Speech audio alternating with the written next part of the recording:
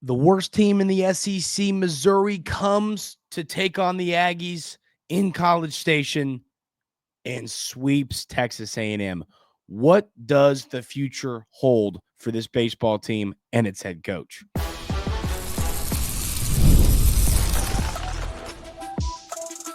You are Locked On Aggies, your daily podcast on the Texas A&M Aggies, part of the Locked On Podcast Network, your team every day. Welcome on into Locked On Aggies. I'm your host, Andrew Stefaniak. Thanks for making Locked On Aggies your first listen every single day. Today, ladies and gentlemen, we're going to talk just about this baseball series and what happened against the Missouri Tigers. I'm in Atlanta with my mom for a concert we were at last night for Mother's Day. It was kind of fun. I hope all the mothers out there had a wonderful Mother's Day. But like I said, ladies and gentlemen, the baseball team hosts a Missouri team that came in to College Station 0-24 and sweeps the Aggies.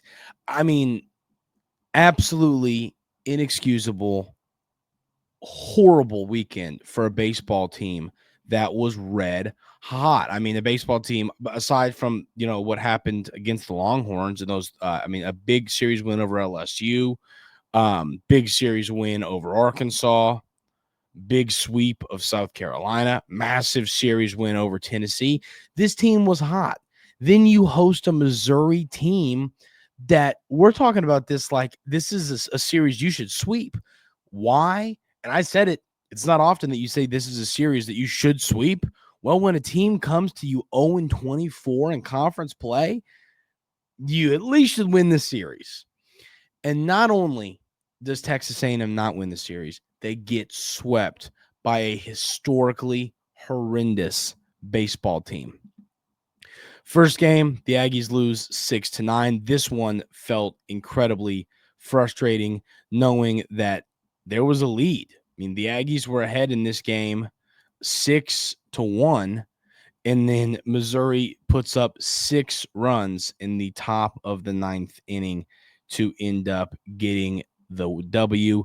They get to Weston Moss. They get to Caden Wilson and find a way to put up those 6 runs in the top of the 6th inning. And I mean, it's incredibly frustrating that, you went into this inning ahead 6-3. You're 3 outs away from a win to open up the series and give up that 6th spot in the top of the 9th, leading to the loss. And that came back to bite you. I mean, it was a couple hits, it did not go your way. They scored a run on a wild pitch.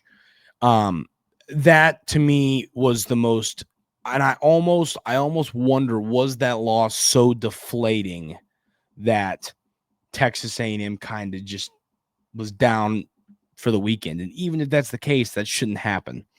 We're going to talk more about this series coming up right here on Locked On Aggies. But I want to tell you about our friends over at Monarch Money. Ever check your bank account and wonder where did all my money go? Between dining out, online shopping, and entertainment, it's easy to lose track. That's where Monarch Money comes in, your personal CFO, giving you full visibility and control over your finances. Monarch Money isn't just a budgeting app. It's a complete financial command center. You can track all your accounts, investments, and spending in one place, so you stop just managing your money and start building wealth. Take control of your finances with Monarch Money. Use code LOCKEDONCollege at monarchmoney.com for 50% off your first year. That's monarchmoney.com, code Locked On College for half off your first year.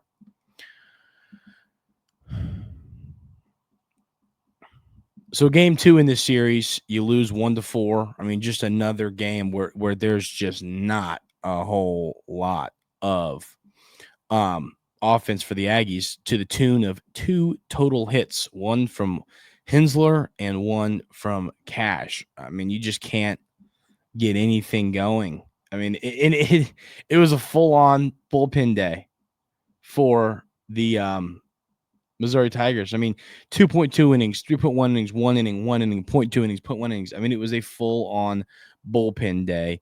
Rudis, I thought, had an outstanding outing. I was very impressed with him.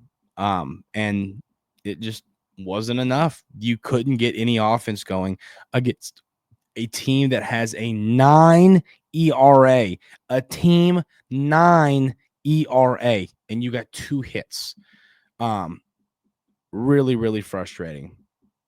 And then the last game, I mean, it just felt like you defeated. You lose that game 1-10.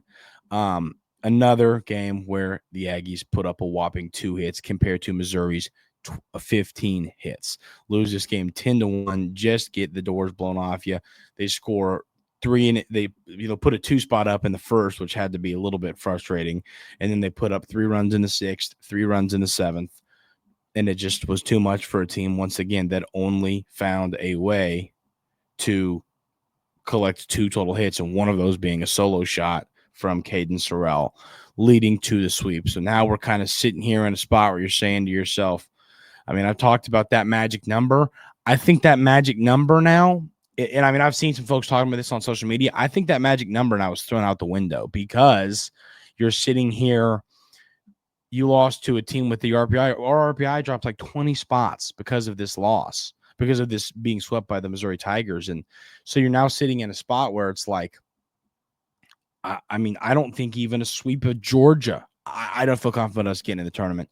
So now if you're a Texas A&M fan, you are focused on this SEC tournament. I mean, it really feels like we'd have to sweep Georgia to have a shot, and I think that would be darn tough to do. I think it's going to come down to, can they win the SEC tournament or not, which is the hardest tournament to win in sports, maybe. So that's what it comes down to. But when it comes to Coach Earley, I don't know my opinion on it. I know everyone has strong opinions. I've seen some each way. I saw Mr. Grahovac on Twitter talk, sitting there defending Coach, and I get both sides of it. He's a new head coach. He's getting used to this, but he did take on a roster that went to the final series of the College World Series last year, where you returned pretty much all of these star players from the team. He did a good job in the transfer portal, and it just hasn't clicked. And I mean, he's going to finish, even with a sweep, well under 500 in SEC play. The buyout, I mean, comparative to like what you paid Jimbo Fisher, the buyout isn't all that much. So, I mean, honestly, this is one of those, if you truly don't think he's the answer, if you don't think he's the future as your head baseball coach, maybe pull the trigger. But I think that he's going to get one more year. If I had to guess, I mean, maybe if he gets swept this weekend in Athens and it's like a couple and done in the SEC baseball tournament, maybe. But and I want to hear your thoughts on this. I want this to be a discussion in the transfer portal, a discussion in the YouTube comments. Do y'all want Coach back? Do you think Texas A&M needs to make the move?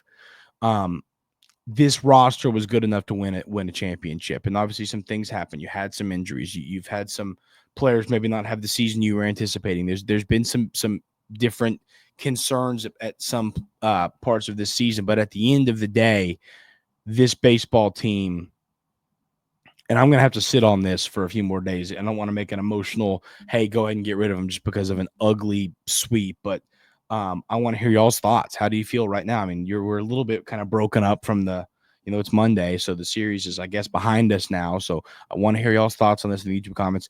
Do we need a new head baseball coach? Do we stick with the guy we got now? How do we feel about the future?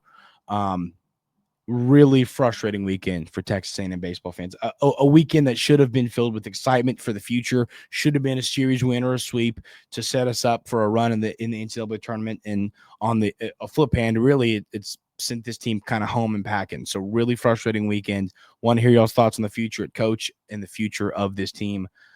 Hope everyone has a great rest of their Monday. I'll be back home and in a normal scheduled show tomorrow. Appreciate y'all. Hope everyone has a great rest of their Monday, and we'll see you tomorrow right here on Locked On Aggies.